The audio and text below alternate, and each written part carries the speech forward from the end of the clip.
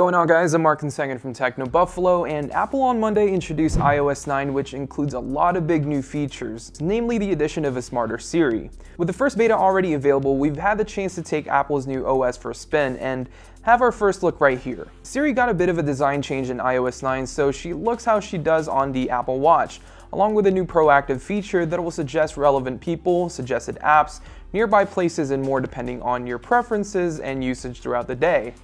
The new, more proactive Siri is contextually aware and can offer you more information than ever.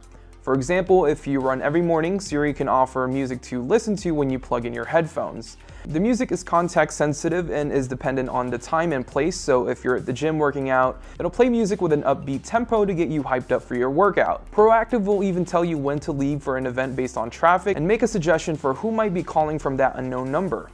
With iOS 9, there's also a brand new search window when swiping to the left of the home screen, which offers commonly used apps, contacts, one-tap links to nearby locations, and breaking news. You'll also see what's in the news based on your location, so you're always up to date with what's happening in your community. Not only that, but Siri now powers a more intelligent search. In the new search bar, you can search for sports scores and weather, and she'll also provide stocks, calculations, and conversions, and search deep within your apps. You can also ask her to search through your photos, show me photos I took in San Francisco, and those images will pop up. Double pressing the home button now gives you a new look to the app switcher, giving users card-like overview to their opened apps. It doesn't appear to offer much more, at least functionality, compared to the current app switcher in iOS 8, but it does look pretty and seems to be a much smoother experience compared to the current methods of card. The Notes app also got major improvements with brand new formatting options, photos, checklist options, and drawing and sketching tools. The updated Notes app is also much richer than before, allowing users to add images, links with previews, and map directions, all without ruining the style format. It makes the Note application a much more powerful experience and something you might actually want to use. Maps finally got transit directions in select cities around the world. Transit will show you lines and stations right from within Maps.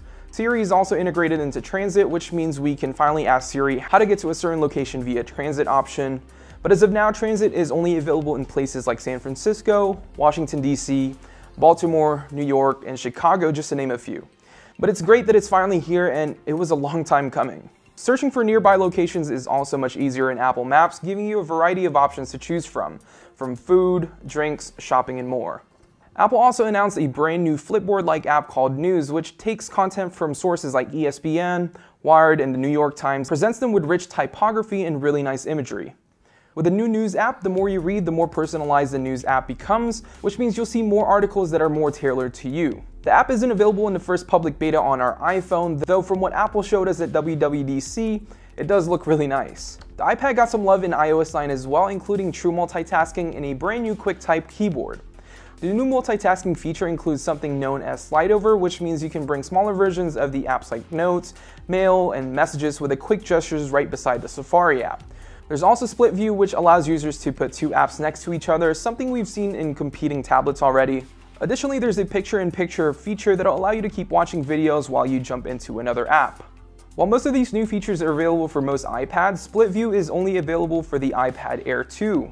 Apple also decided to ditch the name Passbook and replace it with Wallet, which makes more sense since Apple added store credit and debit cards alongside your other cards. And security has been ramped up in iOS with the introduction of a 6-digit passcode. The passcode you use on your Touch ID enabled iPhone and iPad will now have 6 digits instead of 4. If you use Touch ID, it's a change you'll hardly notice, but it's now much harder to crack your device with 1 million possible combinations. Lastly, Apple said the performance and battery life have also been improved in iOS 9 with a brand new low power mode that can extend battery life for 3 hours. Apple has also reduced the free space needed to download in iOS 9 from 4.6 GB to 1.3 GB. Now, there's a lot more that Apple didn't discuss, like map customization, Swift 2, wireless CarPlay, and HomeKit iCloud remote access. This is just the first beta of iOS 9, so there could be changes in future updates, from UI changes to feature changes. But if you guys are interested in trying out the iOS 9 beta, Apple is launching a public beta of iOS 9, which will start in July and will be available for everyone else around fall. Anyways, thank you guys so much for watching, and if you guys enjoyed this video, make sure to give it a thumbs up, and we will see you guys in the next one.